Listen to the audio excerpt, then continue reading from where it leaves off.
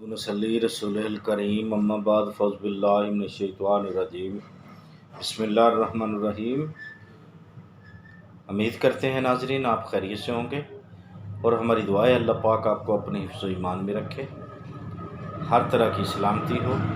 अल्लाह पाक बेरोज़गारों को नेक व हलाल रोज़ी दे, बेहदायतों को नेक हदायत अता फ़रमाए। अल्लाह पाक बे औलादों को नेक व सालिहा औलाद नरीना से नवाजे। अल्लाह पाक आपके घरों में हर परेशानी से, हर मुसीबत से, हर दुख दर्द से आपको निजात अता फ़रमाए। आमीन सुम्मा आमीन या रब्बिल आलमीन। तो नाज़रीन, BH दवाखाना यूट्यूब चैनल जानी के जैसे कि रूहानी अमलियात व देसी नुस्ख़ाजात बताए जाते हैं, तो आज भी हम आपके लिए बहुत ही एक ज़बरदस्त नुस्खा लेके हाज़िर हैं। तो अगर आप हमारे चैनल पे आज नए हैं तो हमारे चैनल को सब्सक्राइब करके घंटी का बटन दबाकर लाइक व शेयर ज़रूर करें और वीडियो को आगे शेयर कर दें, ठीक है। और एक बात, ये वीडियो को पूरा देखा करें ताकि आपको भी समझ आ सके, ठीक है, ताकि फिर तो आप जो है आगे शेयर भी कर सकें आसानी से। अगर आपको ही समझ नहीं आई तो आप आगे क्या करेंगे, ठीक है, इसको शेयर क्या करेंगे। तो अल्लाह आप पे अपनी रहमतें फरमाए। हमारी बहुत सारी दुआएं जो हमारे चैनल से मोहब्बत करते हैं, प्यार करते हैं, दुआएं तो उनके लिए भी हैं जो नहीं भी करते, हमारे चैनल को सब्सक्राइब नहीं करते, उनके लिए भी हमारी बहुत सारी दुआएं हैं। क्योंकि दुआ करना तो हमारा फ़र्ज़, हम समझते हैं कि दूसरों का भला करना खुदा हमारा भी करेगा, इंशाअल्लाह करता भी है, अल्लाह कर खैर फरमाए। तो इसलिए भला करना चाहिए, कर भला होगा भला, अंत भले का भला। तो नाज़रीन, बग़ैर जाने के नुकसान, जाने के टाइम ज़ाय किए हुए आपका नुकसान ना हो, क्योंकि आप का बहुत कीमती टाइम है, तो आप हमारे चैनल को देखने के लिए निकालते हैं जो टाइम, उसके लिए भी बहुत शुक्रिया। तो नाज़रीन, आएँ फिर आज की यानी कि वीडियो जो है, नुस्खा है, उसकी जानिब चलते हैं। सदर दुराने सदर द्वार, एक चीज़ है सदर, फिर दीवार है, फिर दुराने सर है, फिर चक्कर आना, आँखों के थले हनेरा आना, ठीक है। फिर है गड्डी नस, इसे बोलते हैं गड्डी नस। अब सबसे पहला जो अल्फाज है, बाकी तो समझ गए होंगे। सदर, सदर एक बीमारी, ये हालत का नाम है, शायद आपने कभी ज़िंदगी में ना सुना। सदर, सीन दाल रे दर, सदर, ठीक है। ये एक हालत का नाम है, यानी कि बीमारी का नाम है, बीमारी की हालत का नाम है, जिसमें आदमी को ये अलामत है, सुन लें, गौर से सुने, इलाज भी इंशाल्लाह बताएंगे।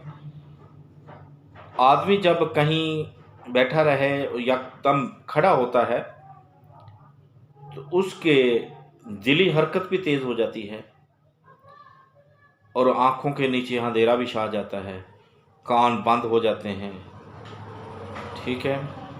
वो अपने आप पे काबू नहीं रख सकता, वो अपने आप पे काबू नहीं रख सकता।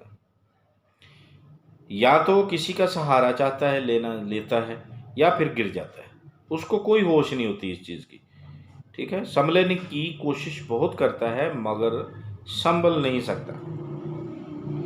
ये एक ऐसी अलामत है, ऐसी बीमारी होती है। तो ये किस लिए होती है, ये इसके सबब है कि जिस्मानी कमज़ोरी के लिए भी होती है, खून की कमी के लिए, खून की यानी कि ख़राबी के लिए भी होती है, नशा करने में भी आ जाती है, कोई भी हो, सिगरेट नोशी, बीड़ा, ठीक है, इसमें भी ऐसी अलामत पाई जाती है, कसरत से मुबाशरत करने से भी आ जाती है, बाती शकील और देर पा हज़म होने वाली ग़िज़ाएँ खाने से भी आ जाती है, ठीक है, जो आपके पेट में जाकर हज़म नहीं होती, मैदे में बहुत देर पड़ी रहती है, इसलिए ये चीज़ें हो जाती हैं। और एक और चीज़, दायमी कब्ज़ रहने से, यानी जिसको पुरानी कब्ज़ है, औरतों में, ये मर्दों का है, औरतों में क्या होता है, कसरत से जिसको हैज़ आता है उसको भी ऐसा होता है, अगर उसने जच्चा बच्चा है तो उसने अपने बच्चे को यानी कि बहुत अरसा तक दूध पिला दिया, ठीक है, उसको भी ये चीज़ें हो जाती हैं। तो इसमें क्या करना चाहिए, इसमें इलाज जो है सबसे पहले मिलियन चीज़ जो है, मिलियन, ठीक है, जैसे गुलकंद है, बादाम रोगन है, उसमें डालें थोड़ा सा, यानी कि आधा तोला, यानी कि ऐसा समझे कि 50 ग्राम गुलकंद है, अंदाजन यानी कि 2 चम्मच हो जाएं। 1 तोला बादाम रोगन खालिस हो और आधा तोला सकमूनिया हो, उसको पीस लेना है। आपने नीम गर्म दूध में डालकर उसको अच्छे तरीके से पका लेना है, 2-3 उबाले देने हैं। उसके बाद कोसा करके नीम गर्म करके रात के वक्त उसको पी लेना है। या आपने एक दिन का वक्फा डाल के, ज़्यादा मसला है, आंतलियों में ज़्यादा खुश्की है, ठीक है, तो फिर इसको लगातार 2-3 दिन आप इस्तेमाल कर सकते हैं।